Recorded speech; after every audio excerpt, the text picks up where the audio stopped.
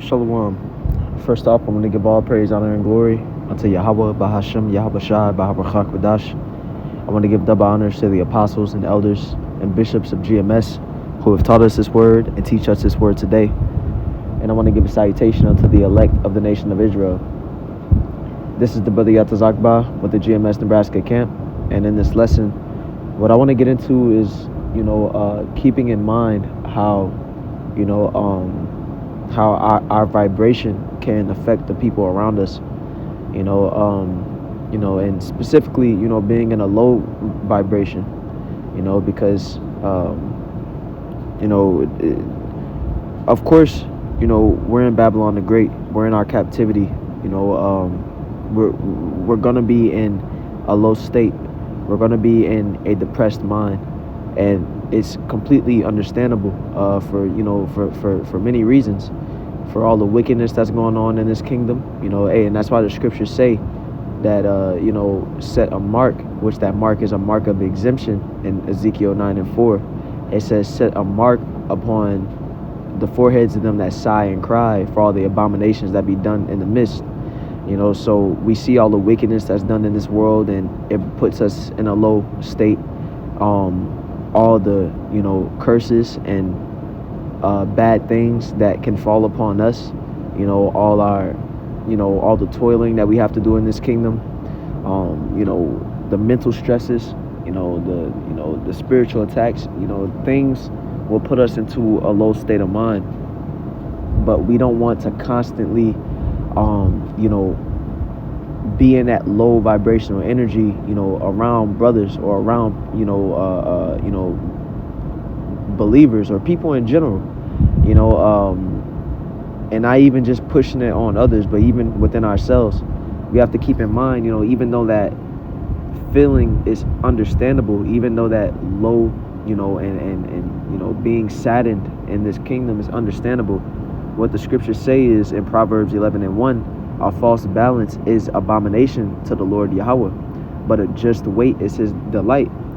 And the scriptures say in Sirach chapter 30, verse 21, it says, give not over thy mind to heaviness, and afflict not thyself in thine own counsel.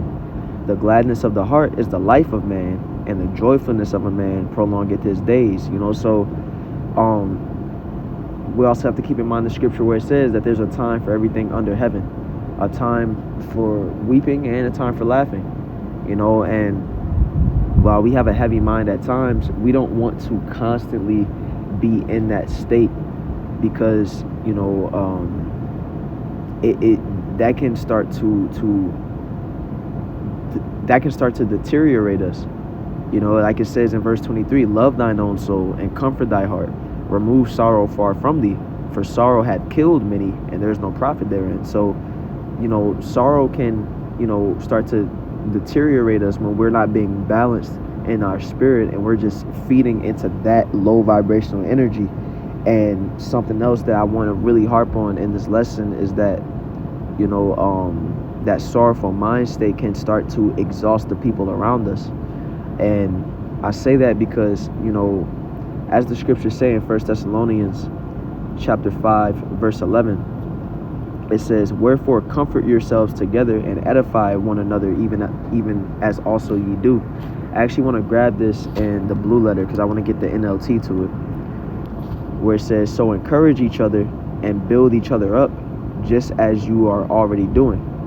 So in this faith, brothers are here to build each other up. We're here to confide in one another. When we're low, or when we're getting weak in the faith, you'll have brothers around you to build you back up. But we can abuse that. And what I mean by that, I don't mean in a malicious sense, but when you're constantly in that low vibration, you're constantly, in that sad state, that can exhaust the people around you, because they're constantly feeding into you and constantly having to, build you up. What we have to keep in mind is that each and every one of us is going through something in this truth. Each and every one of us has some struggle, some battle that we have going on, multiple battles, multiple demons that we're fighting, multiple things that we, are managing. And, while, yes, we get weak, while, yes, we get, low, it's selfish of us to constantly push what we have going on the people around us, or constantly let what we have going on affect us to the point where it's causing the people around us to constantly have to get us back in the fight or build us up. Sometimes the people around us need building up as well. While yes, we depend on the brothers and the people around us to pour life into us, well, do we pour life into the people around us as well? As the scriptures say in Galatians chapter 5 verse 22, it says, but the fruit of the Spirit is love, joy, peace, and I'm going to read this through, but there's a point that I'm getting at. It says, but the fruit of the Spirit is love, joy, peace, long suffering, gentleness, goodness, faith, meekness, temperance. Against such there is no law. Now, this is the fruits of the Spirit. All of these things are good for us to have, and all these things, deserve going into. But what I want to focus on within this is the joy. When you read that, you might think that it's just speaking about being joyful, or just being in a merry heart. But that's not exactly what it's saying. When you get into that word joy in Strong's G5479, it says joy, gladness, the joy received from you, the cause or occasion of joy of persons who are one's joy. So what this is saying is that one of the fruits of the Spirit is that we are, the people, we are joyful for the people around us. We, we give people joy. We put a smile on people's face. We put a smile on people's face.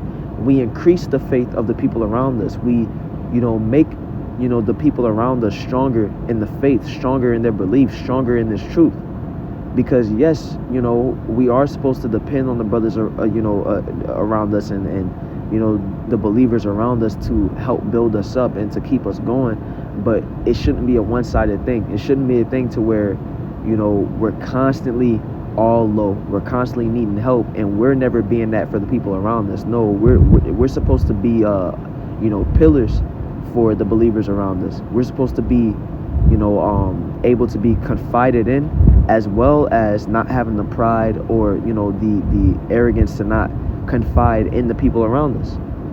So I just want to make that point, because I don't want to make it seem like I'm saying that, that can't be something that we do. It's not wrong to be low, but it is wrong when it's just, that's the only, vibe that you can be in,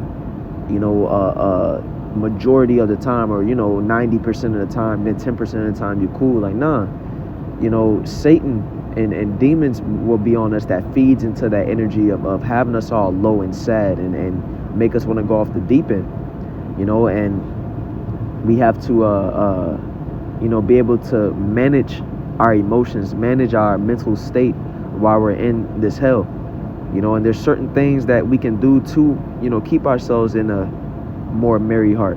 We can pray that the Lord removes sorrow from us. We can put ourselves in the right environments, put ourselves in peaceful environments, make sure we're eating the right food so that our mental clarity is there. Not putting ourselves in positions that cultivate a negative mind. There's things that we can do.